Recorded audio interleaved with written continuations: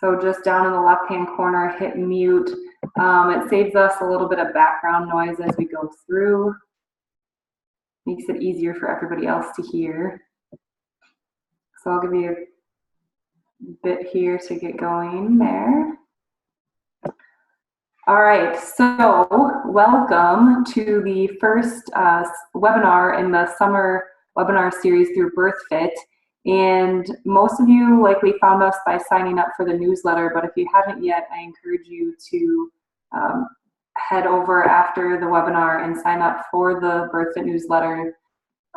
Stay up to date with when the podcasts are released, when we have future webinars like this, receive the weekly newsletter, and there's just a ton of really good information that's free and easily accessible at your fingertips. So tonight we're going to dive into discussing awakening your core and your pelvic floor, and I encourage you to come into this with an open mind for a fresh perspective on I would say a new but old way into healing core and pelvic floor dysfunction. We're at an awesome time. Obviously, social media has brought all of us together tonight, and it's also allowed women across the world to connect and has brought light to different core and pelvic floor dysfunction issues.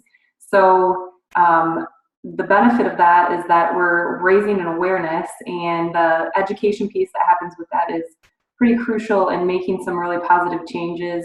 Definitely there's a lot of gimmicky info and so-called quick fixes on the interwebs, but as we all know, anything worthwhile isn't necessarily quick. But what we're going to discuss tonight, I think you'll find relatively simple as long as you can stay consistent with it.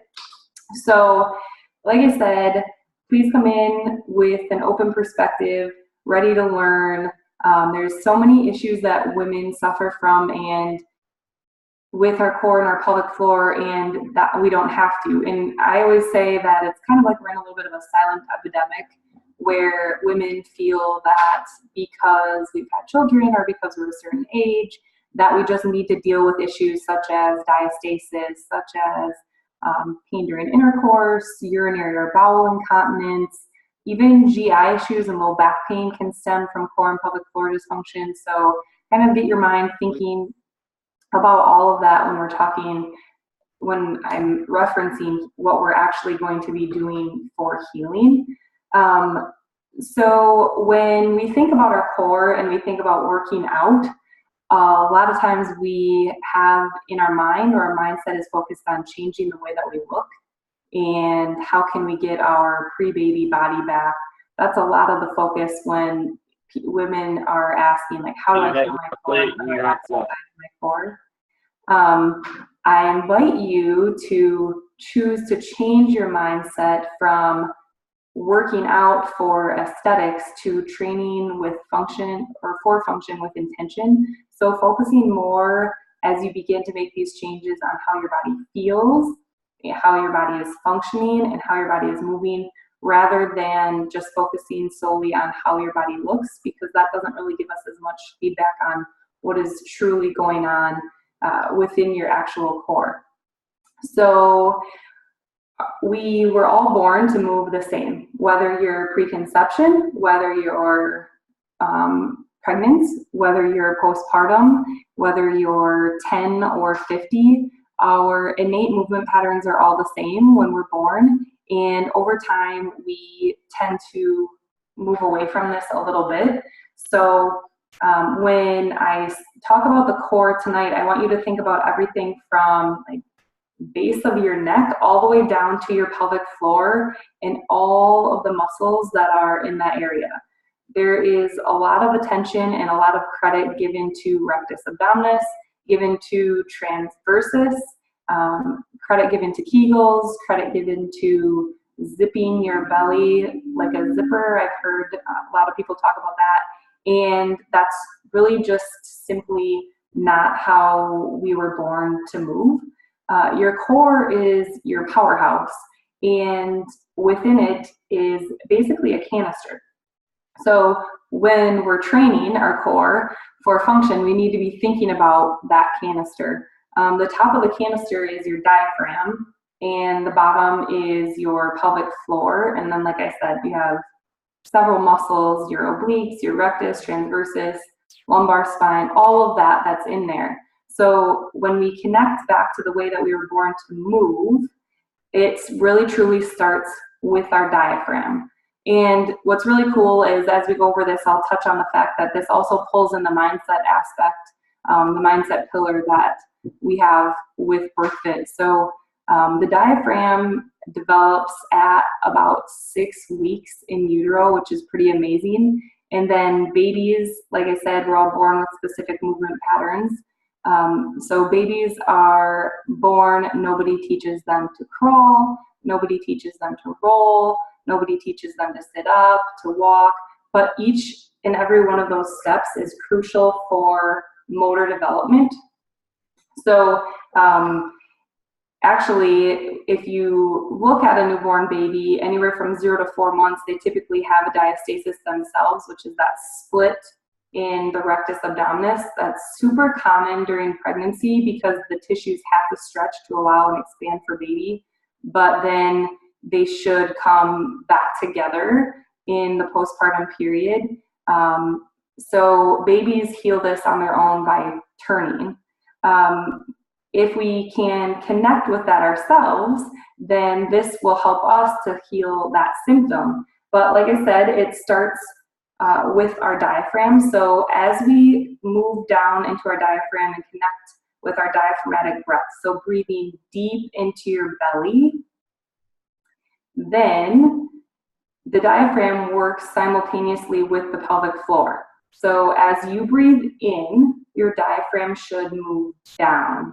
Your belly should expand outward, and your pelvic floor counteracts that. So this is the first step in waking up your core, is utilizing the diaphragm and the pelvic floor to really connect to that space. So when you think about it, I'll use the postpartum period, for example. We have a really quick change in our posture and in the space that we have to utilize. We build up this posture over a long period of 9 months during pregnancy, and then in a short amount of time that drastically changes. Then remember how I just mentioned this also ties in the mindset piece. So in the postpartum period, there is an energy change within the core as well, because you just had life there and now life is earthside. So especially during this time, it's awesome to be able to enjoy the slowdown and help to connect with that. It is, I would say, probably all of my patients that I work with get some form of breath work, and I recommend them to do that at least 10 minutes per day.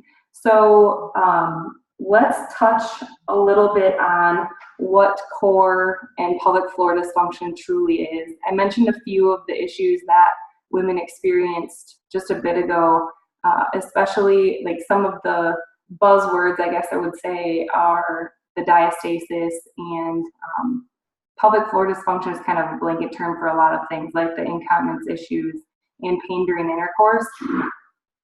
But I think it's really important that we understand that a lot of those are just symptoms within a system that needs something. So with the functional progression that maybe you've heard of or maybe you haven't, we'll go over a little bit further. This is the movement piece in addressing the dysfunction that's happening with the system. This is a specific series of movements that occurs based on the development of babies.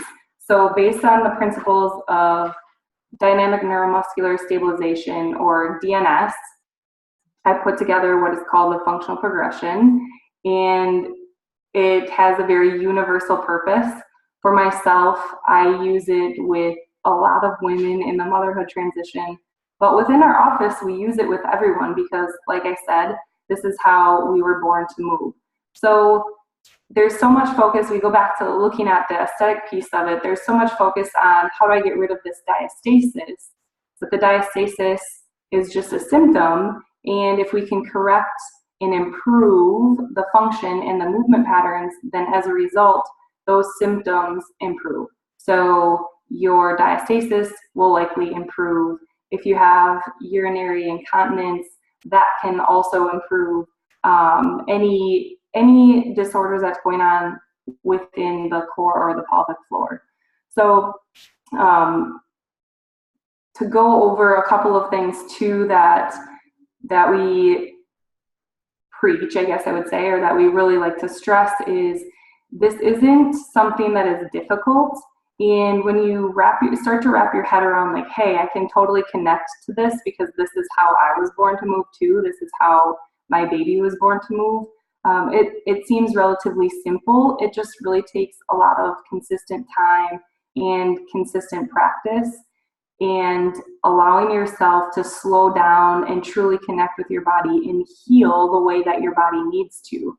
So during preconception and pregnancy, our goal is again towards function, and maybe during pregnancy we're not totally reversing a diastasis or totally approximating that as the belly is growing and baby is growing.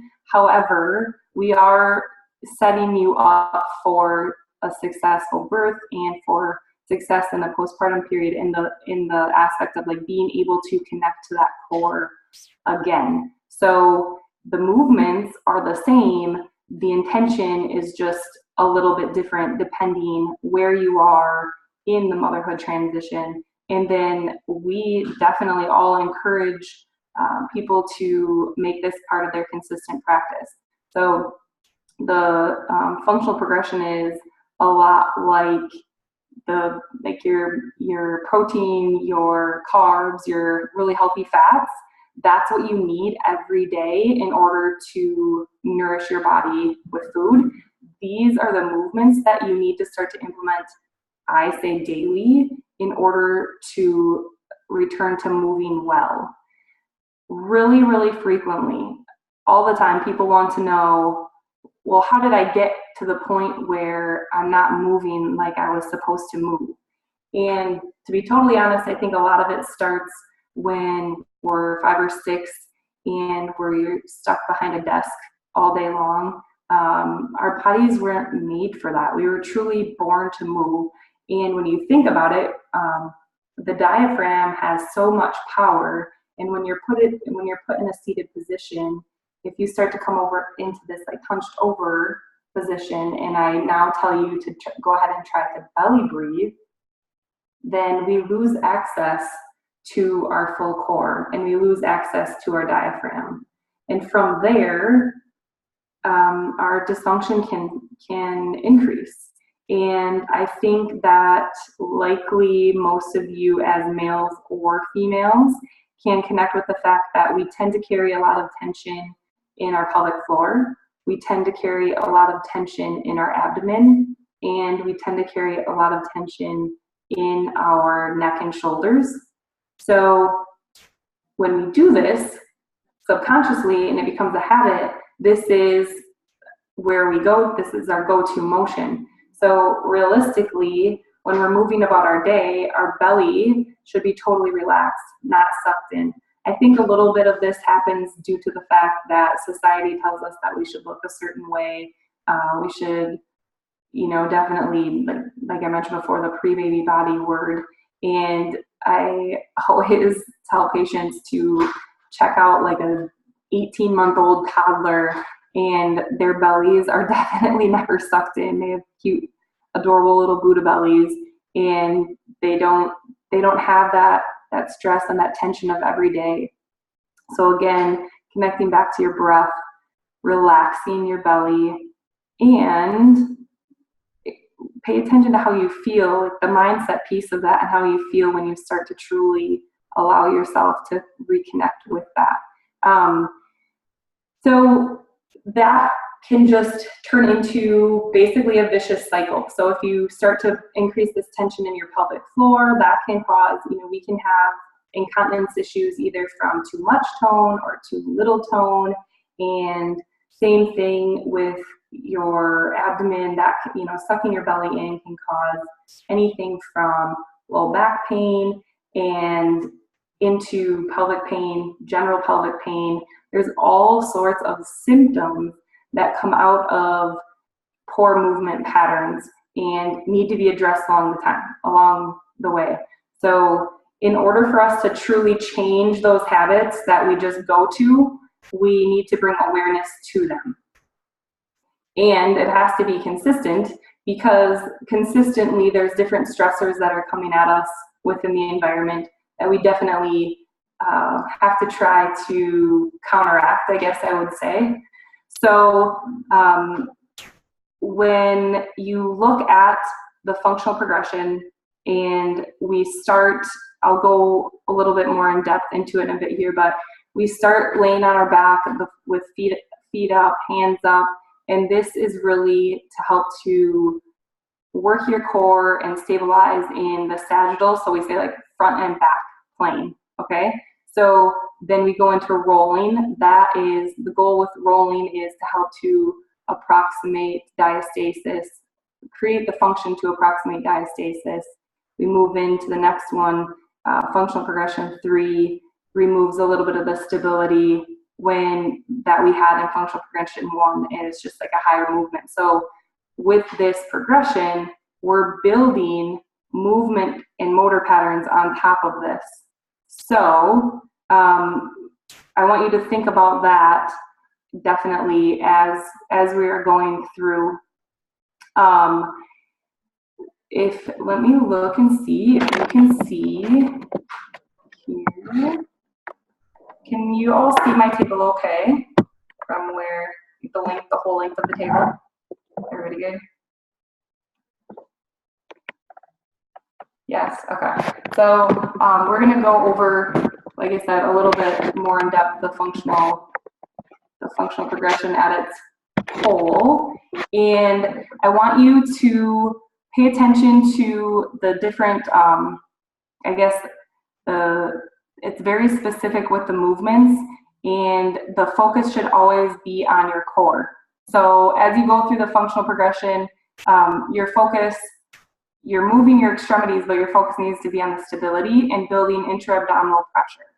So when I talk about your core as a canister, remember a diaphragm is the top, pelvic floor is the bottom, and all the muscles around. We want to build pressure within that canister, and you can think of it like a can of LaCroix. So when you have a full can, lid closed, and you would go to step on that can, it would be pretty difficult to crush the can.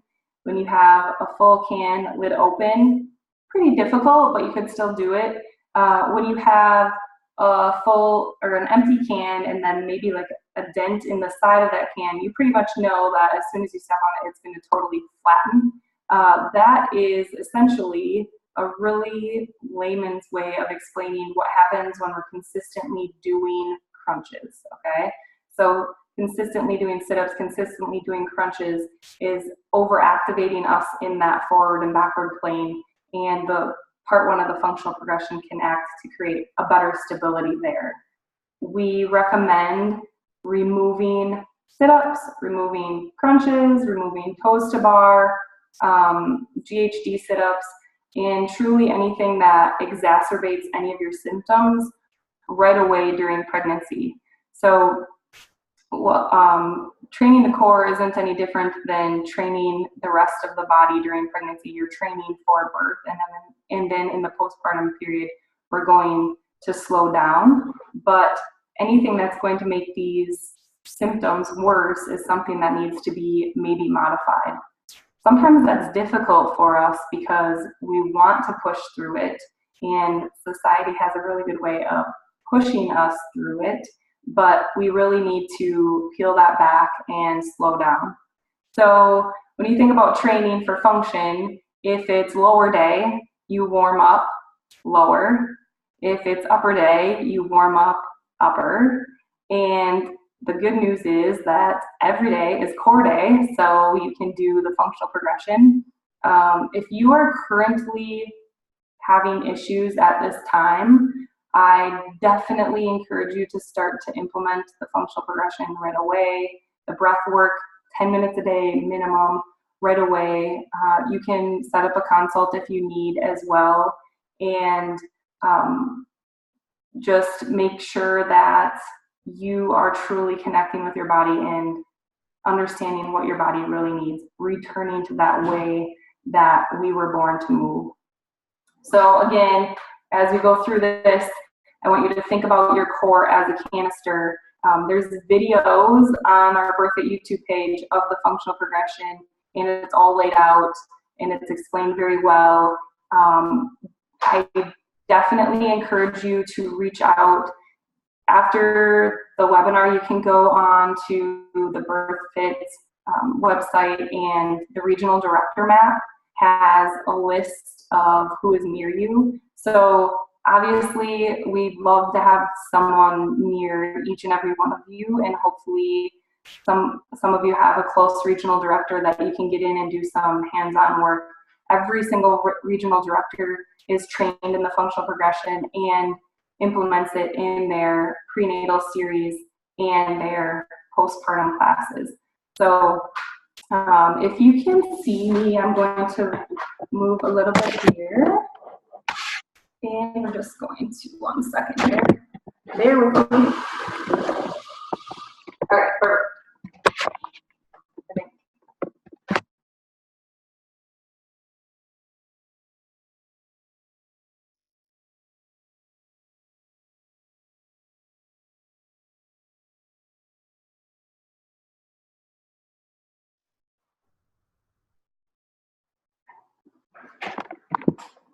Can you hear me okay? Yeah, okay, sweet. Okay, so the functional progression 1, I'm going to have you start on your back. You're going to find the start position here. So your arms and legs are going to be up like you're holding a physio ball. And I want you to draw attention to my low back and my core. So I'm bracing outward, like if someone were going to punch me in the gut, not sucking my belly to my spine. Hands are up, feet are up. And I'm going to work on my breath. This is a really good position for you to work on your breath in. You may want to have your feet supported at first so that it takes a little bit of the pressure off your low back if you're not quite feeling the stability there yet. But from here, we're going to work up, like I said, you're going to be moving your extremities nice and slow, but the focus is going to be on your core, one extremity at a time, and eventually going to opposite arm, opposite leg, and back to center. So we recommend doing this 5 to 10 reps on each side, and then going through the transition. So transitioning from 1 to 2. I'm going to have you now watch as I start the start position for functional progression 2. So core, again, is my main focus. I'm not coming forward. I'm not dumping anything into my low back. I'm neutral here, elbow, under shoulder, ear, shoulder, hip, and heel are all in line. As I use my knee to lift my pelvis up and kick through like I'm kicking a hacky sack or a soccer ball, not bringing my knee to my chest or mimicking what would basically be another sit-up or crunch, and back down. Again, same thing, recommending 5 to 10 reps to start, building up to 20, and making sure that this is all about slow, controlled quality rather than blasting through these like you would in a lot of training that we do. So remember, it's about the slow down, it's about connecting to your body, it's about the intra-abdominal pressure that I'm going to talk to you about in a second here, and really connecting to the way that we were born to move. So from here, you would transition into functional progression 3 by coming up and over. I'm going to move the screen up a little bit. There we go. So hands and knees here, And you'll notice that start position for functional progression 3 is the exact same as functional progression 1. I'm just on my hands and knees rather than flat on my back, so I lose the stability of the table. So from here, I'm going to brace. I want you to listen closely because I'm going to brace outward and think about the movement and then initiate the movement. So raising one extremity and then execute the movement. This movement looks simple, but can be pretty difficult because, again, we don't have that stability of the surface below us anymore. So make sure you do it in that order. So you're going to think about it, you're going to initiate it, and you're going to execute. And return to the same position that you were just in. Move on to functional progression 4. You simply tuck your toes under. And from here, you're going to activate glutes and act as if someone had a string on your low back as you lift your booty into the air and shoulders down the back, chin tucked, all the focus on your core, and return to the start position. So it's really slow and controlled. Activate glutes, up, and return. And then from there, you would just bring one foot forward, other foot forward, and now you're in the bottom of the squat. So that was like basically a quick and dirty of the functional progression, which, like I said, there's the videos on our YouTube, BIRTHFIT YouTube page. But I want to talk to you about bracing and intra-abdominal pressure and the connection to that through those movements and through training. So remember I mentioned just a bit ago that in general, as you move about your day, your core should be relaxed. So right now, wherever you are, I want you to bring attention and awareness to how you're holding your core. If I could see all of you, I would ask you to raise your hand if you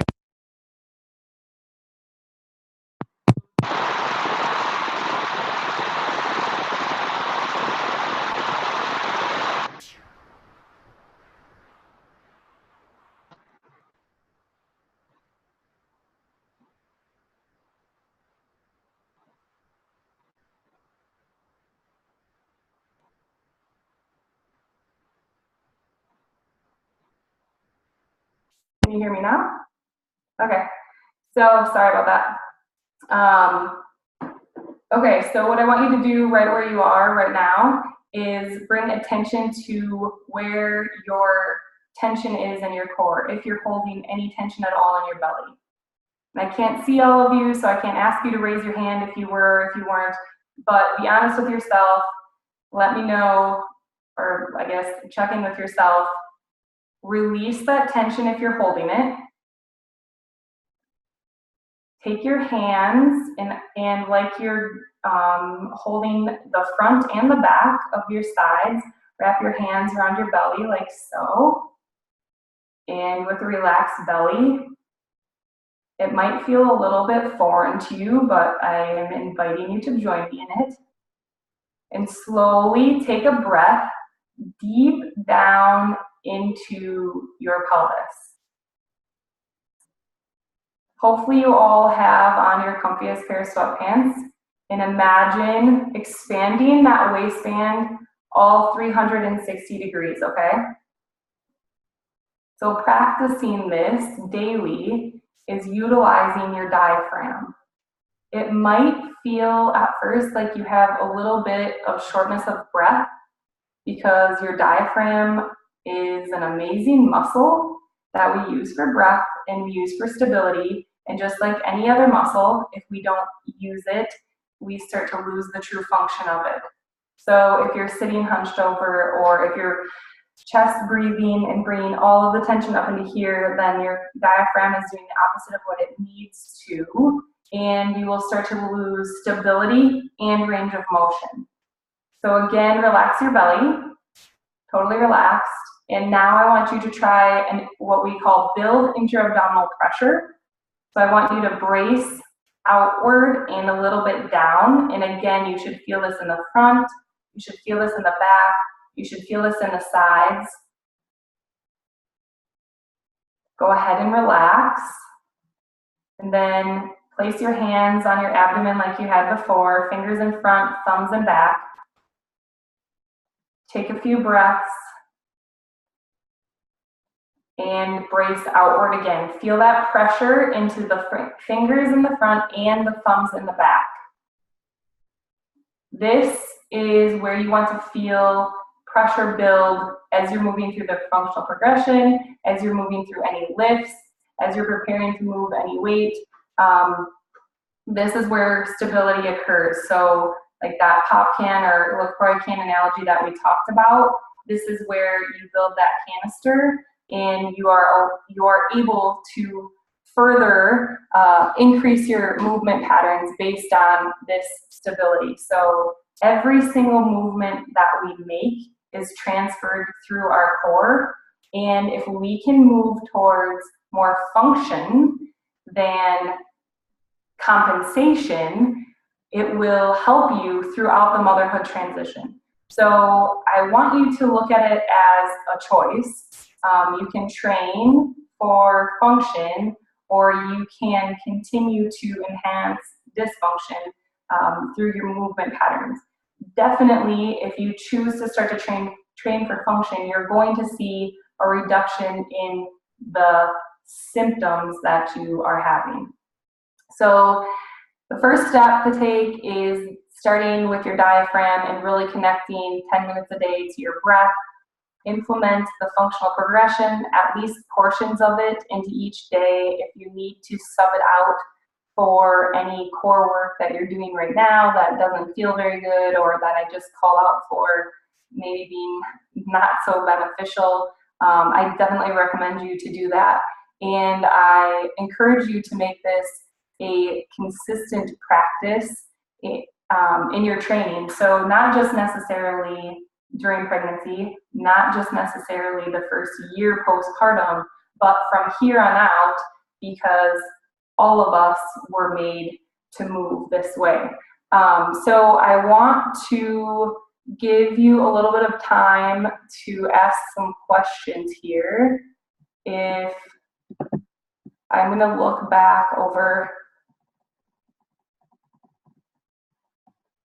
the group and see if there's anything.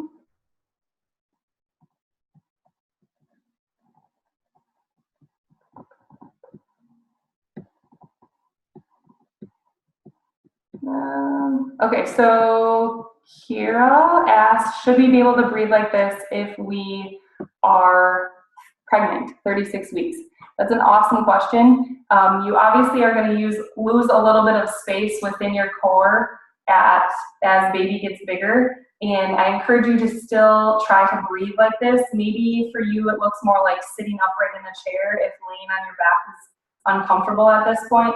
That's totally fine. We definitely want you to like meet yourself where you are and still try to breathe, use your diaphragm to breathe, realizing that it is going to be a little bit restricted with the baby that's growing inside of you.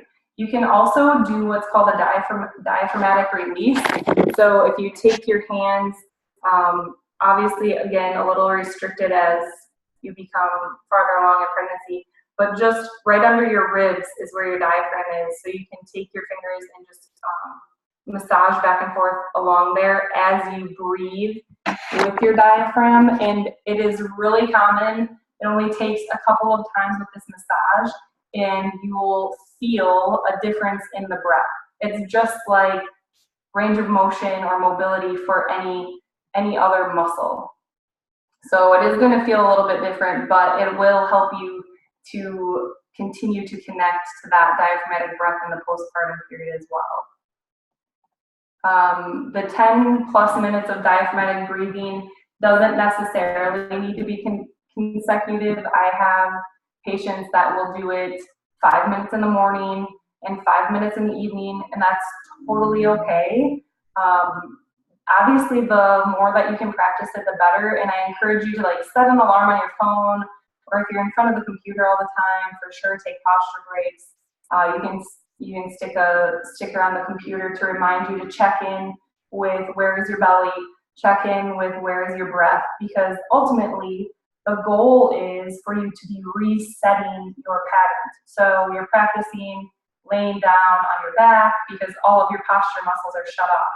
And then you're practicing sitting upright, and then you're practicing it during walking, and then you're practicing it during training, and eventually, hopefully, you can be so conscious of it that it becomes unconscious and you're reconnected to those patterns. There's going to be things that happen throughout life that set us back a little bit, and our bodies will tell us when we need to reconnect. So for sure, keep that in mind and be gentle with yourself. And let me look here. So if postpartum and also recovering from laparoscopic surgery, about how long do you recommend waiting until starting the program? Obviously, this is with the surgeon's approval. So this is a really great question as well. And with BIRTHFIT, we have very intentional programming set up. For the first 2 weeks postpartum, we just recommend you connect with your breath and your baby.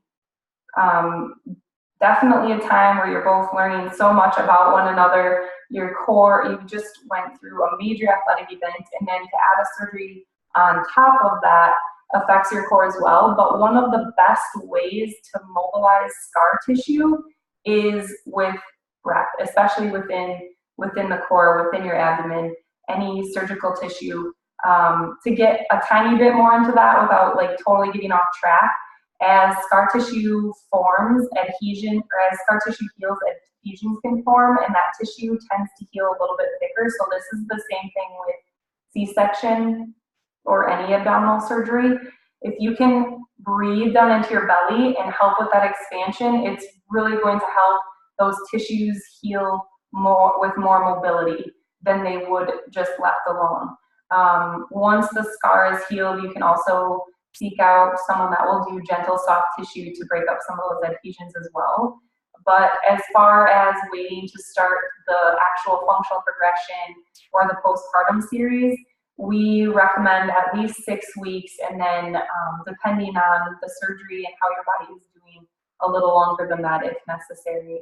And to add to that, I guess I would say that keep in mind that we are also not only a little bit backwards in our training of the core in society, but we're also a little bit backwards in the motherhood transition.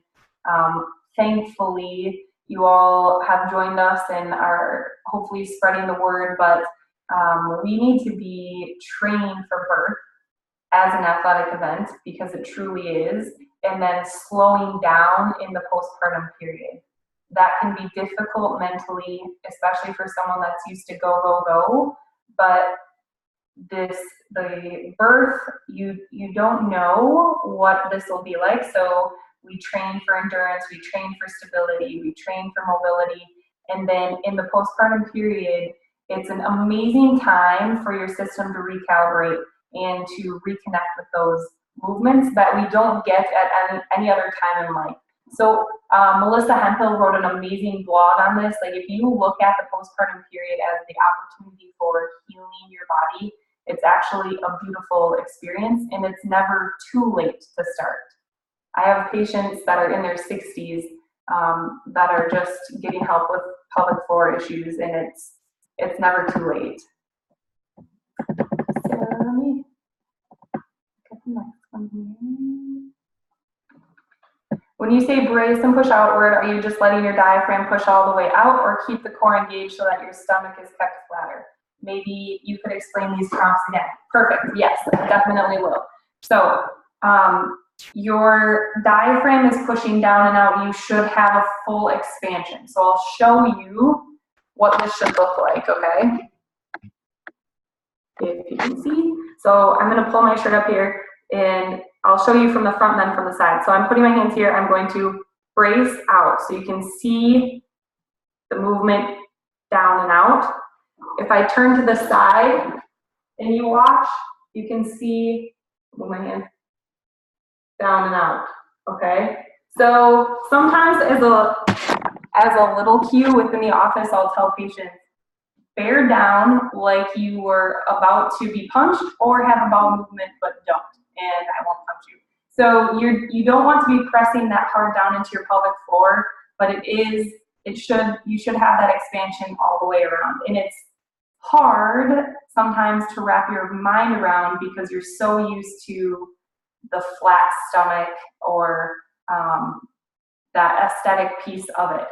So again, this connects us back to the mind piece, the mindset piece of you have to mentally wrap your head around the fact that it's okay to relax your belly. You don't have to suck your belly in, and it's actually way better for function and way better for your mind. And we have videos of that on the YouTube page as well. Is there any point in the prenatal period where one should stop doing the functional progression? Another great question. So I don't necessarily have a favorite because they are all, every individual is different. So it's not just a cookie cutter approach. Like I said, these are the building block movements, but there's also other things that we add in, like chiropractic care for sure.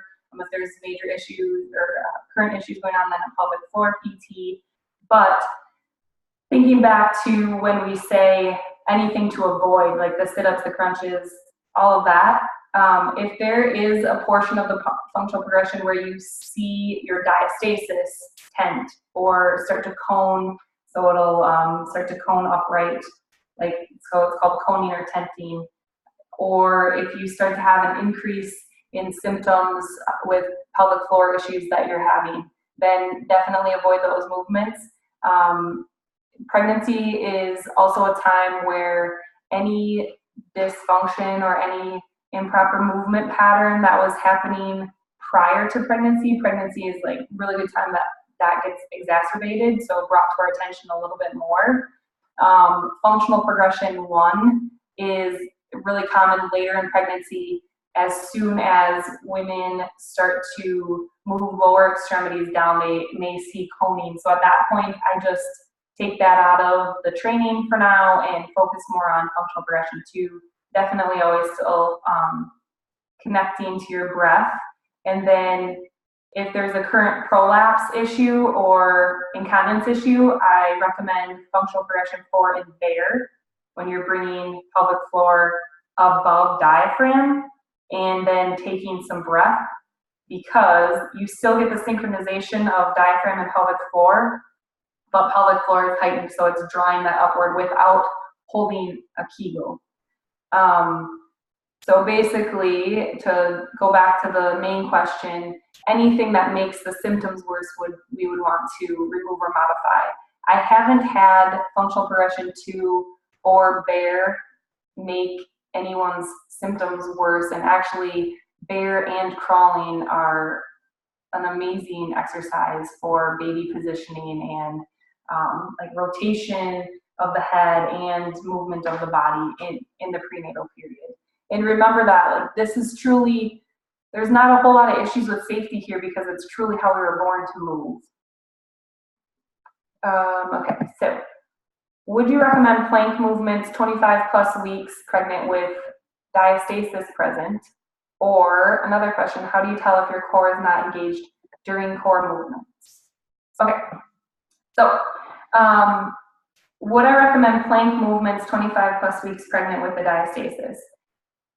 I would like to know the definition of plank there. So like a front plank where, like a typical front plank where you're on forearms and toes, my answer is no.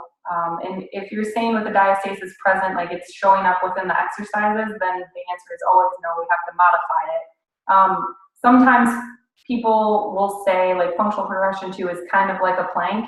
It is a little bit like a side plank, but the awesome benefit that you have of the way that you are supposed to move through it is the full activation of the core and the addition of the activation of your pelvic floor, which is beautiful because realistically, how often do you move through your day-to-day even thinking about what your pelvic floor is doing, unless you're someone that's having current pelvic floor issues like incontinence. It's just, we don't think about it because we shouldn't have to, so let's train our body to move as that whole unit. And then how do you tell if your core is not well engaged during core movements? you'll feel it in other areas. If you want to set up a consult with me through the BIRTHFIT website, for sure do so, because I request videos and we can do feedback that way. Or we can reach out for someone that's local to you that knows what they're doing with that. DNS practitioners are starting to grow across the US, which is amazing because they know movement like no other. But you'll start to feel it if your core isn't engaged well, then you're compensating. So your body's going to get you from point A to point B, no matter. It's just either function or compensation. So for instance, if your core isn't engaged, maybe your low back is. So you're feeling everything dump into your low back and your erectors. Or if your core isn't engaged, but you're here, you're gonna feel all this tension in your shoulder and all this tension in your neck. So we have to take our shoulders off of our earlobes and bring them down and back. So it's more, I would encourage you to find a long mirror if you are someone that wants to like watch yourself just for positioning aspects and making sure you're in a good position for a few of them. Take a long mirror, flip it on its side and watch that way so you're not tucking your chin or looking up into the side, trying to get feedback that way from body positioning. And the more that you get comfortable with this, the better that you'll be able to feel if you're using your core or not. I just gave birth 5 months ago and had a C-section with infection. I'm sorry. So I have some soreness still and my uterus feels a bit heavy. Do you recommend anything to continue to connect to my core? I definitely recommend breath at this time. Simply laying on your back, put your feet up on the couch, breathe deep into your belly, and even taking your hands and stroking your abdomen to really bring some attention, some awareness, some energy back to that area. Again, for a C-section, it's going to be amazing to mobilize that scar tissue, but it's also going to help you to reconnect with your body in that way. If you still have soreness and you're saying that your uterus still feels a bit heavy, I would recommend also setting up a consult so we can talk a little more specifically of like where is the soreness and where is the heaviness that you're feeling. If it's more of a muscle soreness than like a deep pain, and then you could try functional progression 4 and bear to do a little bit with raising your bottom up higher. Again, please watch the videos of that. We just went through like a quick breeze through of them here just so you could see them. But check out the videos because you really want to make sure that you activate your glutes. So if you have to tap your glutes in order to wake them up, totally fine. And raise your sacrum up into the air so that you're not pushing from your quads, but you're activating that posterior chain. Can you show the functional progression 2 again? Sure, I will show that at the end after we get through the questions because the videos are like really thorough on the YouTube page. What is the purpose of pregnant women doing the functional progression? So during pregnancy, the reason that we're doing the functional progression is still during pregnancy and during labor, you want to be moving well.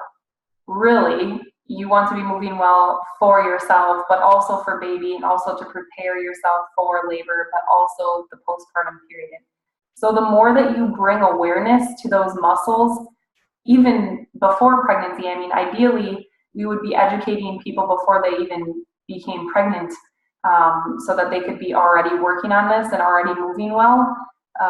So during pregnancy, that's no different. We still want to be training for function. So again, our intention, let's say, you know, your intention before you're pregnant is you want a PR on your lift, or you want a PR on your run, or what have you. Once you become pregnant, your shift of intention moves to training for birth. So this is part of the way, this is part of training functionally for birth and setting you up for better postpartum period as well, as far as like your core being able to support itself and pelvic floor having less issues.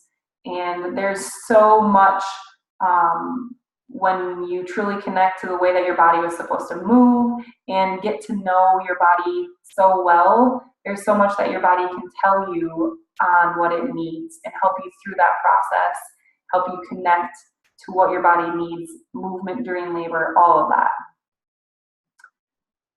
So,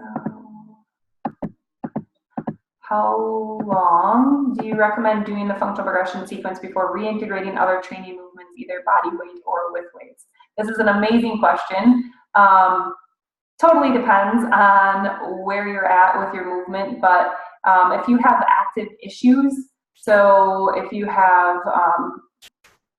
urinary incontinence, if you have severe low back pain, if you have, you know, any of this going on, then let's peel it back. And when you think about it, it's like, okay, if you have an instability that's happening and then you are going to put extra weight on top of that and try to load extra weight or move extra weight on top of that, you are really honestly training compensation, because there's no way that we can be moving things safely if we're not using stability. So I would say, you know, in the postpartum training, it's so amazing. I can't speak highly enough of it.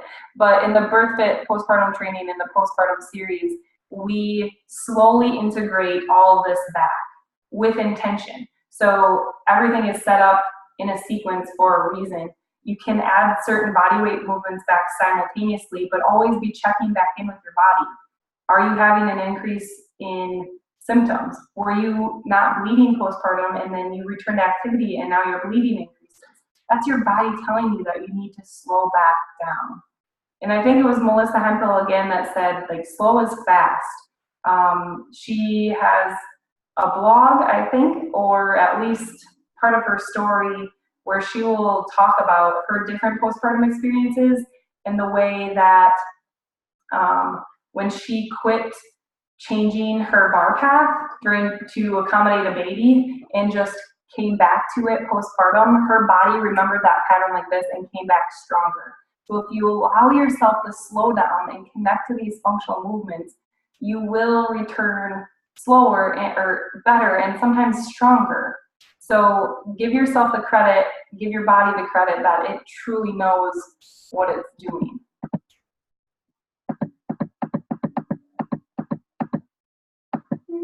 Okay. Question about becoming regional director as an ATC. Am I eligible to become regional director? Okay, Lindsay answered that. So yeah, we're accepting applications and really excited to grow the team. We've got an amazing group that joined us this year, and it is just growing exponentially. So definitely, if you are interested, reach out. If bleeding increases, would you back off a patient that has begun exercising, or does it depend on the circumstance? I know you kind of just said this.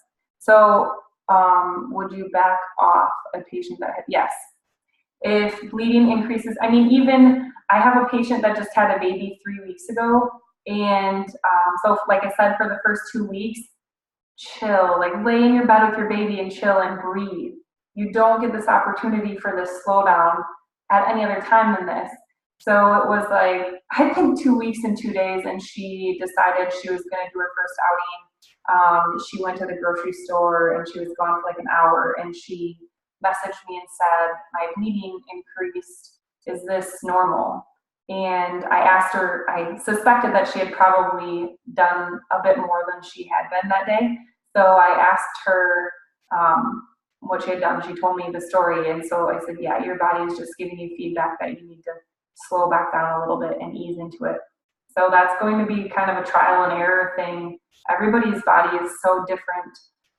So that's why this isn't an all-inclusive cookie cutter approach. There's so much that goes into what's going on with your pelvic floor, what's going on with your core, mentally, physically, all of it. So to add to that, I guess, then if you have a patient that continues to have issues, then make sure that you have the correct tools in your toolbox to refer her where she needs to be referred or help her in a way that she needs to be helped. Sign up for the next webinar. Okay, word on patients. The short and long end of recovery on these symptoms, such as DRA or incontinence after having done breathing and functional regressions. Words on patients.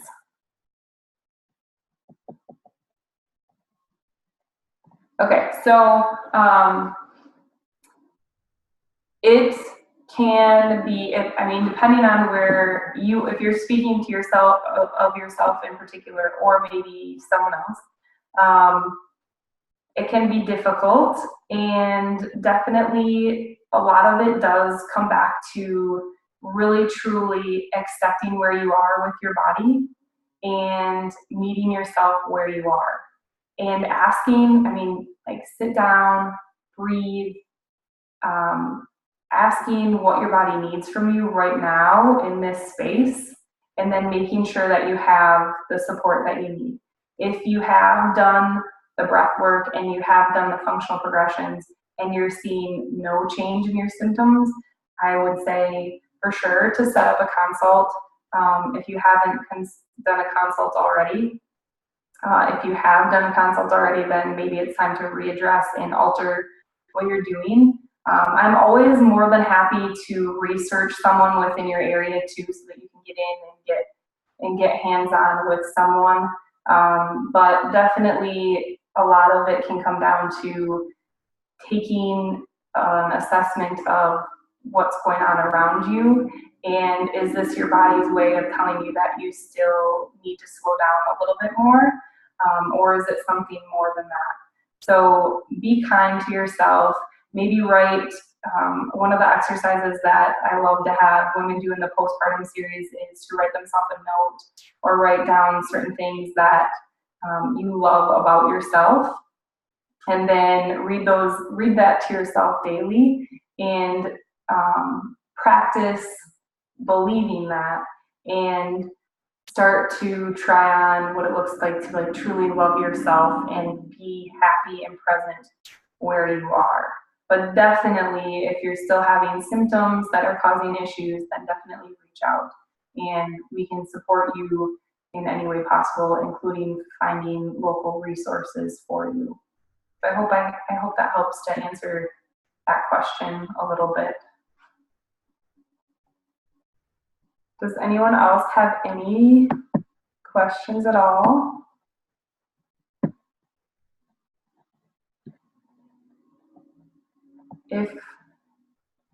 Yeah, for sure.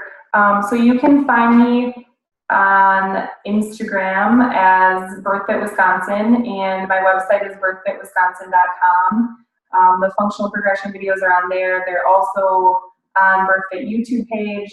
And if you heard of us, like if you're new to BIRTHFIT and just hearing about us recently, definitely go dig into the BIRTHFIT page. There's a ton of amazing resources.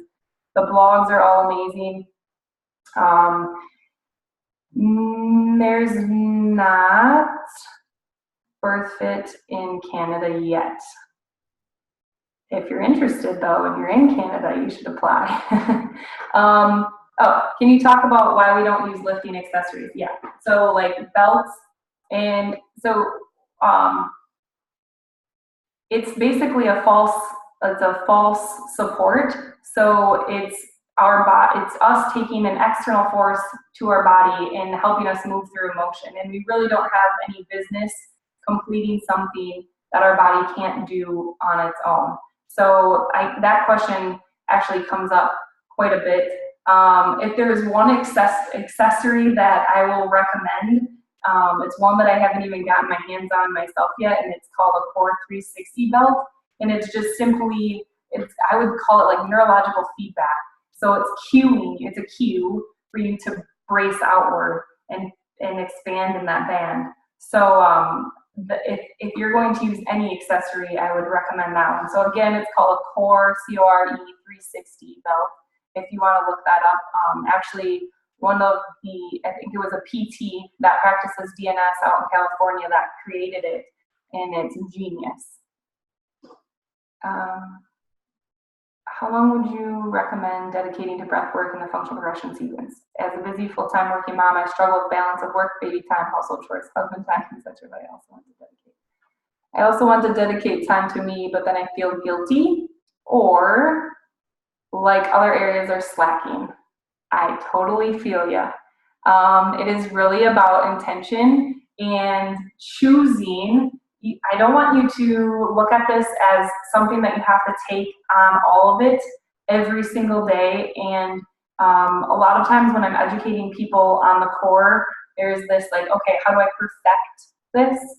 And perfection doesn't exist. It's a total distraction from allowing ourselves to meet where we need to meet you where you are. So maybe today looks like you get in 10 minutes of breath work. Maybe your 10 minutes of breath work looks like a toddler crawling all over you. It is not uncommon that I have added resistance to my functional progression in the form of a 15-month-old trying to climb on top of me. So I want you to consider that it be open to the flow of it, and know that you don't have to block out 30 minutes of time and rock out the entire functional progression and your breath work and then add on another 45 minutes for training. That's not what it's all about. But if you can choose to take 10 minutes here, 5 minutes there, and start to incorporate these practices, check in with your breathing throughout the day, these little things, just implement these little things one at a time, and you'll start to see those changes. Don't feel like you have to take on the world with this, but choose a few that are your favorite and start to implement them a little bit and see how you can incorporate it. As far as husband time, I always encourage moms to have their partners try it out with them because it's super humbling. It looks pretty easy as you go through it, but it can be pretty difficult. So sometimes it's fun to get your partner to join you, and then they can understand a little bit more where you're coming from with it. So that's a good question. Oh, you answered that one. Okay. I've had a few mothers asking me about supportive belts to wear throughout pregnancy. Thoughts? Only when needed, and continue to work on correcting pelvic tilt, breath work, and functional progression? Exactly. Perfect. Yes. So there rarely is a supportive belt needed to wear throughout pregnancy. If there is major pain with like a pubic symphysis disorder or something that isn't getting better with treatment, with multiple, chiropractic care, and we're doing the functional progression and we're doing breathing, all of that, and it's not getting better, I do have women that will wear it for short periods of time for help with support. But in general, I try to stay away from it as much as possible so that it doesn't become a crutch, I guess. And the same thing with belts or bands postpartum. There are some cultural practices that do like a binding. That's totally different. That's a ritual that they have for other reasons. But to just go and put on a belt or a supportive band postpartum in order to get your belly back or support your belly is going to lead to long-term issues. So what I hope you're getting out of this too is that if you're training for function, you're going to be safer long-term as well. It doesn't matter whether it's your first baby or it's your fourth baby, you can still start to implement this. But if we're training dysfunction, eventually something will be the straw that breaks the camel's back.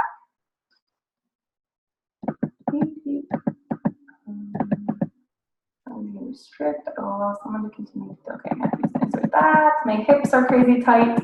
Any ideas on that? Is that from? No, that's right. Okay. So I'll show you. I love doing if you look, so the couch stretch or triplanar, what we call triplanar hip flexor stretch. First of all, I would be interested to know what your typical day looks like, I guess, like what your surroundings are, what your job is. So are you seated all day? That can obviously have an effect on it. I'll just answer this as if so. So if you are, then try a standing desk or try even kneeling, switching side to side from knee to knee during the day. But if you can come into a forward lunge with stretching your back leg, and then feel that through your hip flexor. So making sure you're not totally feeling it in your quad, but feeling it in your hip flexor coming forward, so stretching in the sagittal plane, and then you're going to bring your arm up and over, so same side that's back. I know you can't see it right now, but my back leg, that same side arm, I'm going to stretch up and over. A lot of times you'll feel that not only in your hip flexor, but up through your obliques, up through your pecs, all of it. And then same side arm across the front. So a whole nother topic, but we move in all three planes. We should be continuing to move in all three planes and continuing to mobilize in all three planes. This is really important during pregnancy and postpartum, especially in pregnancy though, because you want to be able to hold a squat for as long as you need to without crazy cramping in your hips. So keeping mobile and a lot of room for a baby to be in a good position as well. Will progression help with symphysis pubis and future pregnancies? I have a few, two. Okay, Matthew's answer that. Yeah, I've had a few patients now that it has helped with. Good question, Matthews. After I had a sports massage, you told me to use a lacrosse ball. Yep, good, that's awesome. On the upper butt by sacrum and also all the way around to the side. It has taken away so much of the pain for me. Not sure if this is BIRTHFIT approved. Yeah, for sure. It can be intense, but so when you take a lacrosse ball, and I guess depending on if you're pregnant or postpartum, if you're pregnant, then it might be a little bit difficult to get into there. You might have to be creative. Maybe you're going to use like a foam roller or something a little. You could use a bar even that's got plates on it. But the basis of that is like putting it into the anterior hip and rolling around in it to break up some of that fascia. It does go back to, if I would encourage you to look up for the tight hips though, the shin box flow as well, because basically what it goes back to is we need to activate posterior chain, mobilize, increase range of motion in the anterior chain, so the hip flexors, and activate glutes in the posterior chain. So things like good mornings, things like shin box flow, the functional progression part 2 actually helps with glute activation as well. But there's a reason why there's so much posterior chain work in the BIRTHFIT programming, and that's because the majority of the population needs it. So, cool. Anything else? These are really good questions. My email is birthfitwisconsin@gmail.com. So if your mind's going a million miles a minute and something comes up later, for sure reach out, or you can, like in the webinar post that BIRTHFIT shared, I shared on Instagram, you can put comments on there, and that way like other people can see. And don't be afraid to reach out publicly if you're comfortable with those questions, because like if you can look at it from a standpoint that somebody else is likely wondering as well. So if your question may be helping one or several other women too. And I hope that the message that you get from tonight is that